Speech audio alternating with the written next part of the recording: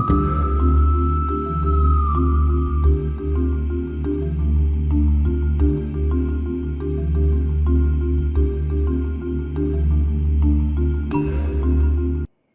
लिए हो मंगलमय नव वर्ष का एक एक पल, भविष्य स्वर्णिम और सुखद हो, सबके लिए हो उज्जवल कल।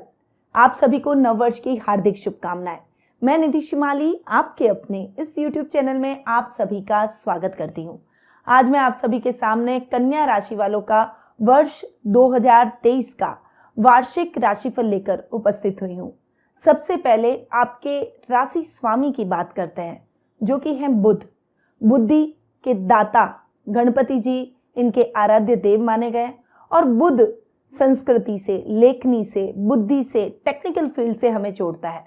यदि आप आईटी फील्ड में हैं तो निश्चित रूप से आपकी कुंडली में बहुत अच्छी पोजीशन में बुध बैठे होंगे, या फिर अकाउंटिंग, फाइनेंस, बैंकिंग सेक्टर या फिर गणितज्ञ अगर आप हैं तो निश्चित रूप से बुध के परिणाम आपको बहुत ही अच्छे देखने को मिलेंगे।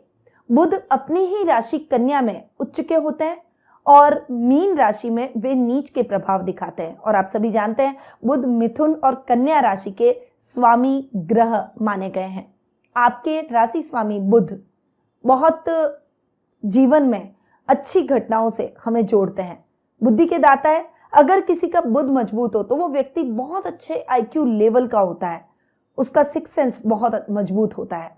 तो अब बढ़ते हैं आगे और जान लेते हैं कि इस वर्ष पर्यंत बुध की स्थिति आपको कैसी देखने को मिलेगी। चूंकि आपके राशि स्वामी है, इसलिए सबसे पहले मैं आपके राशि स्वामी पर ही आऊंगी और उन्हीं की पूरे वर्ष पर्यंत की बात करूंगी।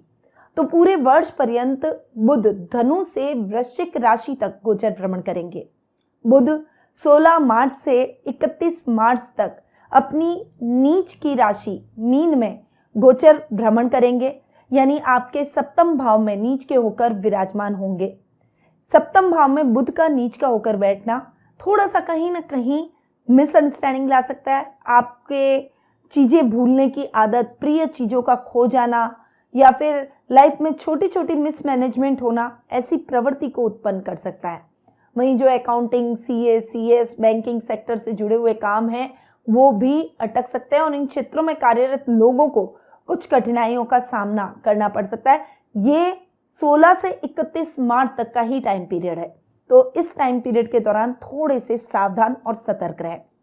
24 जून से लेकर 8 जुलाई तक बुध मिथुन राशि में स्वग्रही होकर विराजमान रहेंगे, यानी आपके कर्म भाव में जाकर विराजमान होंगे।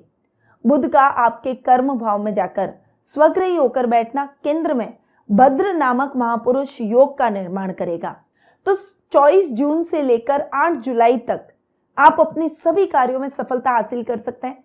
इस समय अगर आपके कोई बैंकिंग सेक्टर से जुड़े हुए अटके हुए काम है तो आपको इन कार्यों पर विशेष रूप से ध्यान देना चाहिए। इस टाइम पीरियड के दौरान आपके वो कार्य शीघ्रतापूर्वक संपन्न हो जाएंगे। वहीं बुध 1 अक्टूबर से लेकर 19 अक्टूबर तक अपनी उच्च की राशि कन्या में गोचर भ्रमण करेंगे। आपकी राशि में उच्च के होकर विराजमान बुध का होना आपको बहुत ही शानदार परिणाम दिलवाएगा। इस समय भी भद्र नामक महापुरुष योग बनेगा। आपका आईक्यू लेवल, बुद्धिमत्ता के चर्चे चारों तरफ होंगे। सामाजिक मान सम्मान, यश कीर्ति में वृद्धि होगी। कोई बड़े बड़े गणित के कार्य, रिसर्च के कार्य में आपको सफलता इस समय प्राप्त हो सकती है। वहीं जो लोग लेखनी के क्षेत्र से जुड़े हुए हैं उनको भी ये समय बहुत ही अच्छे और बेहतरीन रिजल्ट दिलवाएगा। ये तो हुई आपके राशि स्वामी की बात। अब आ जाते हैं महत्वपूर्ण 3 ग्रहों पर, जो कि इस साल आपके जीवन में बहुत बड़े परिवर्तन करने जा रहे हैं। बहुत बड़े परिवर्तन इनकी वजह से होते हैं क्योंकि इन ग्रहों का प्रभाव आपके जीवन पर बहुत गहरा और अधिक देखने को मिलता है, क्योंकि ये एक स्थान पर बहुत लंबे समय तक रहते हैं। सबसे पहला और सबसे बड़ा राशि परिवर्तन साल की शुरुआत में ही हो रहा है।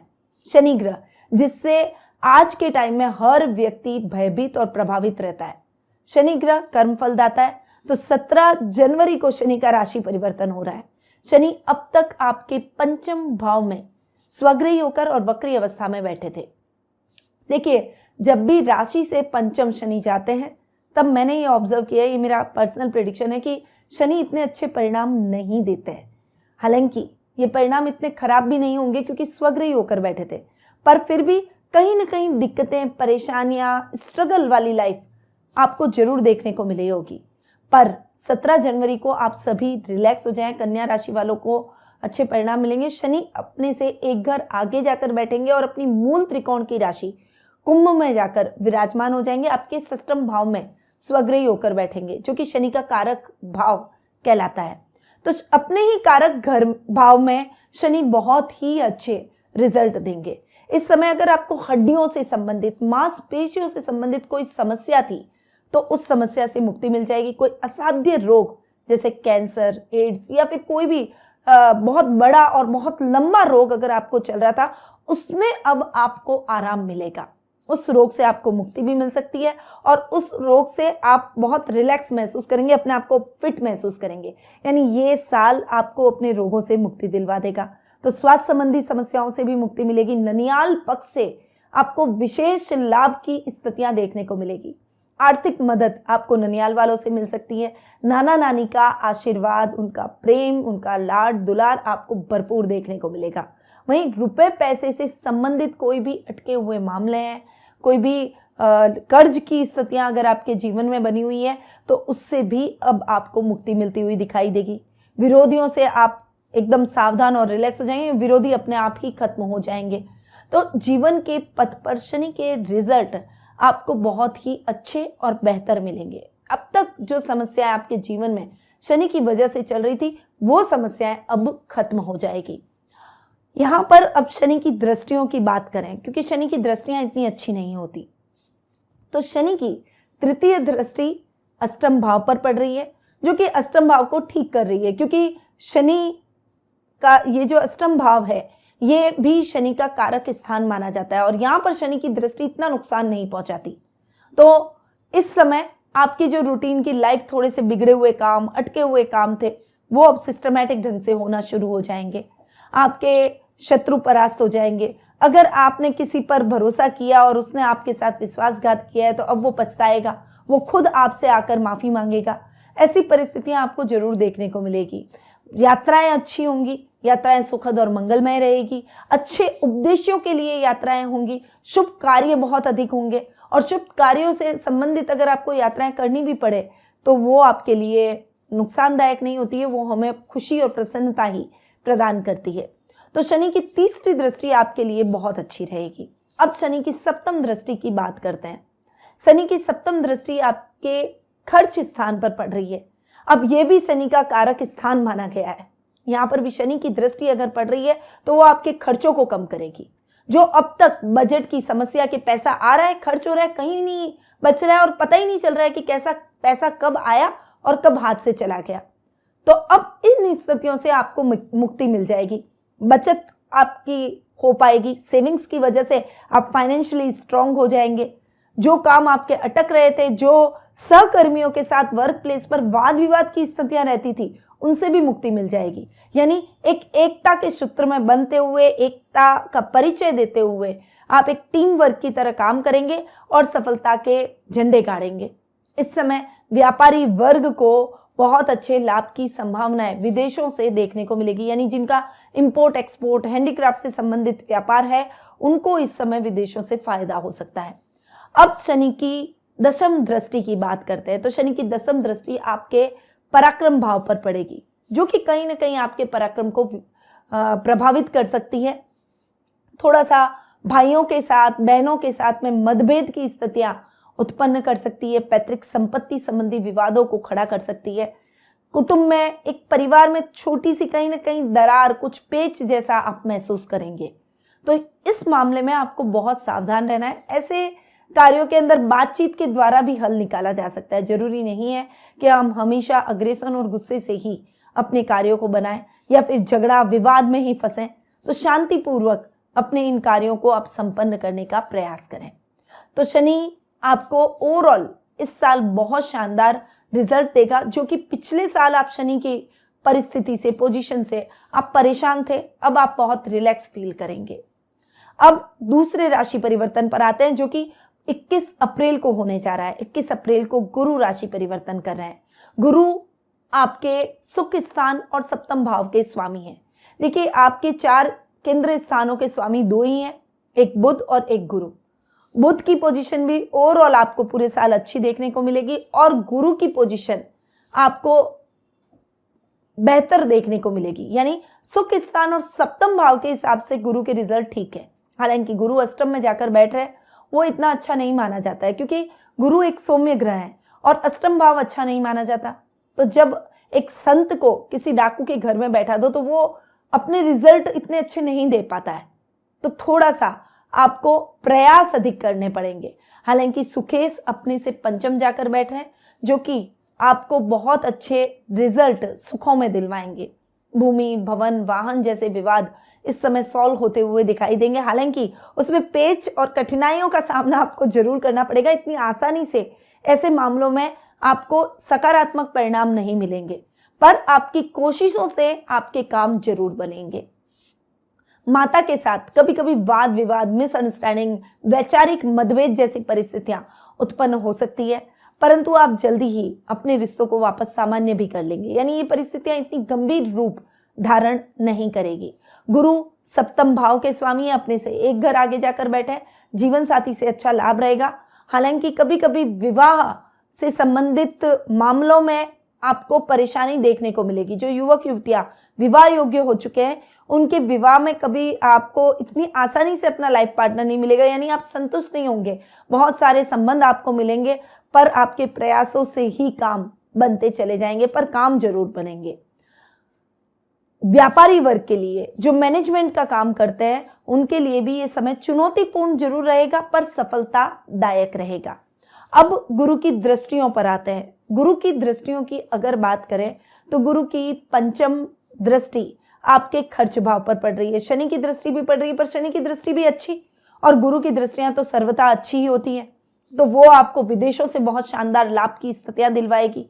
इस समय विदेश यात्रा का सपना आपका पूर्ण होता हुआ दिखाई देगा। जो युवक युवतियां बाहर जाकर नौकरी करना चाहते हैं, यानी अब्रॉड में जॉब ढूंढ रहे हैं, अब्रॉड में सेटल होना चाहते हैं, उनका भी सपना इस साल पूर्ण होता हुआ दिखाई देगा। इस समय आपके कठिन से कठिन फैसलों में भी आपको सफलता प्राप्त होगी। कर्ज की स्थितियों से आपको मुक्ति मिलेगी। कोई झूठे आरोप आप पर लगे हुए हैं, या फिर कोई लीगल कोई कार्रवाई आपकी कार्यालय की, कोई गवर्नमेंट जॉब में और कोई कार्रवाई आप पर चल रही है, तो उसमें भी आपको क्लीन चिट इस साल मिलती हुई दिखाई देगी। पुनः आप अपने पद पर स्थापित होंगे, अपने पुराने मान सम्मान को आप पुनः प्राप्त कर पाएंगे। गुरु की सप्तम दृष्टि आपके द्वितीय स्थान पर पड़ रही है, केतु पर भी पड़ रही है, तो ये समय आपके कुटुंब से आपको बहुत अच्छा लाभ दिलवाएगा। सामाजिक मान सम्मान में बढ़ोतरी होगी। रोजमर्रा के लाभ में भी इस समय वृद्धि होती हुई दिखाई देगी। धनागमन की कई योजनाओं पर आप काम करेंगे और वो योजनाएं सफलतापूर्वक संपन्न होगी। इस समय आपके साथ ऐसा होगा कि आप किसी भी काम में हाथ डाल रहे हैं, उस काम में आप निश्चित रूप से सफलता ही प्राप्त करेंगे। गुरु की नवम दृष्टि की बात करें तो वो अपने ही घर पर पड़ रही है, सुख स्थान पर पड़ रही है, तो इस समय सुखों में फ्लक्चुएशन जरूर आएगा, पर आप अंततः अपनी मंजिल को, अपने लक्ष्य को प्राप्त जरूर कर लेंगे, यानी समस्याएं खत्म हो जाएगी और पुनः जीवन सामान्य हो जाएगा। प्रॉपर्टी से संबंधित कार्यों में आपको सफलता मिलेगी। नए घर का सपना आपका पूरा होता हुआ दिखाई देगा। जो लोग घर को अपग्रेड करना चाहते हैं, यानी पुराने घर से नए घर में शिफ्ट होना चाहते हैं, उनके लिए भी ये समय बहुत ही अनुकूल परिस्थितियां उत्पन्न करेगा।